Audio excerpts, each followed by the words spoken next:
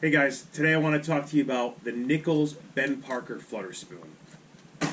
These have been around for a few years in the freshwater bass fishing world, but over the past 2 years they've become very popular for striped bass in the Northeast. Reason being is it's in the name itself. They have a great fluttering action as it sinks. Now there's a couple tips and tricks that you should know before you go out and start fishing these.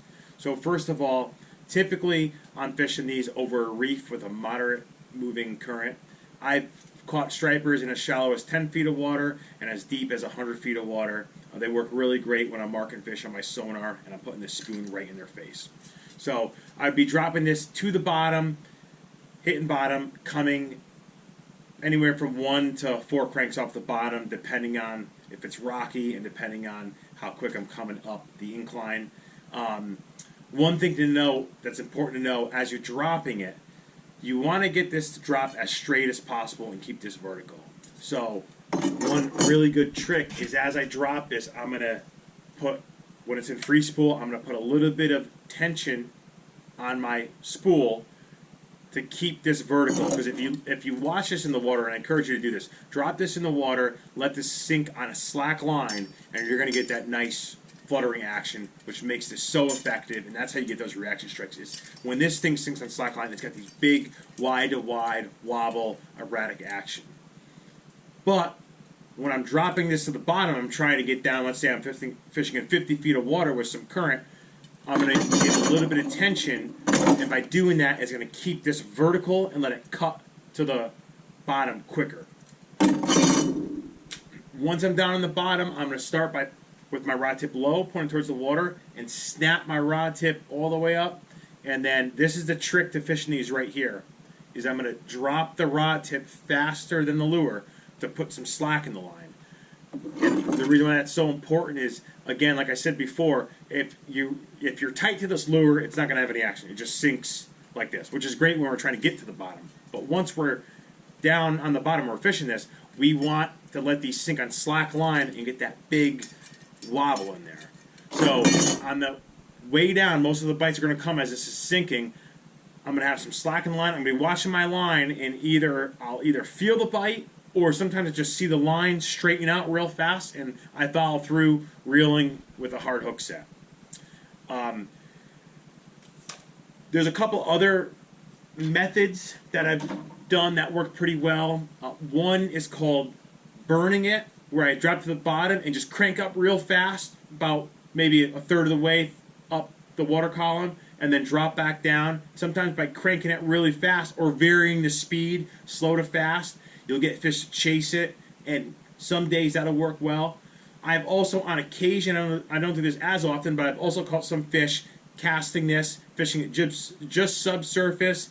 I've caught a few fish around bunker schools when stripers were feeding on bunker schools, casting these big spoons. So there's a couple of different ways that you can play around with them, but the real key, and I think what makes them so effective, is that fluttering action as this sinks. That's when you get those big bites. Now, a couple other things. You want to try to keep this as vertical as possible. So what will happen is when I start fishing, I'll be working these, and then as maybe the current or wind is affecting this as well, but that line angle will start to increase, and this is what we call scope. The lure will start to become more horizontal. It'll start to ride off the bottom. When that happens, put it in free spool, find bottom again, and start working it. I could do that a few times, but once that line angle increases too far, now I'm just going to crank it in and drop it again.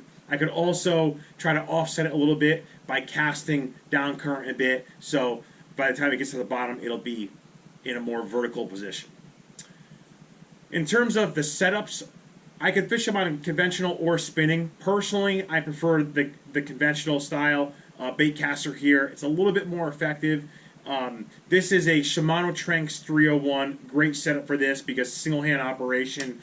Push the button for free spool, turn the handle to engage it.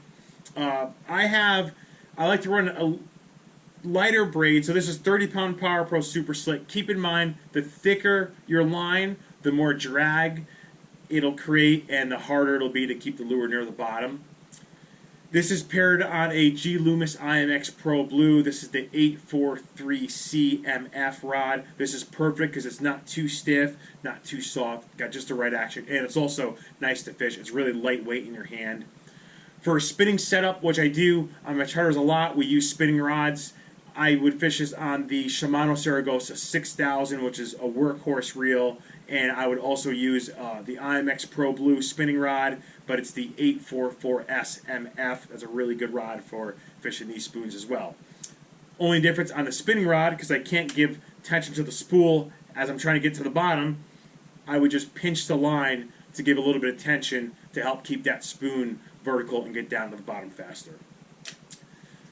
A couple other things to note. This right here, Nichols makes this. This is the Striper Magnum series, the heavy duty series. This comes with heavy duty split rings, heavy duty barrel swivel, and heavy duty treble hook. So you definitely want these if you're fishing for big saltwater fish. If you do have one that's rigged with freshwater hooks, you could just change them out. There is one little trick that I use here. When you're fighting fish with it rigged on a split ring, you'll notice that you do lose some fish as you're fighting them, and the reason for that is as that fish turns over, this spoon acts like a big leverage point, and it could actually pop the hook, and the fish could unhook himself as it rolls over on the spoon. So to prevent that and help increase the amount of fish you get to the boat, what I do is I put a barrel swivel, that's a Spro 330-pound barrel swivel, to another Spro heavy-duty split ring there, and this is a Gamakatsu 4.0 treble hook. So as I'm hooked up, this can freely pivot, and I drop less fish like this. Hope this video helps. Definitely recommend checking these Nichols Ben Parker Flutter spoons out, and I'm sure they'll work for, I know they work for stripers and bluefish, but I'm sure these will work anywhere you fish for a variety of species.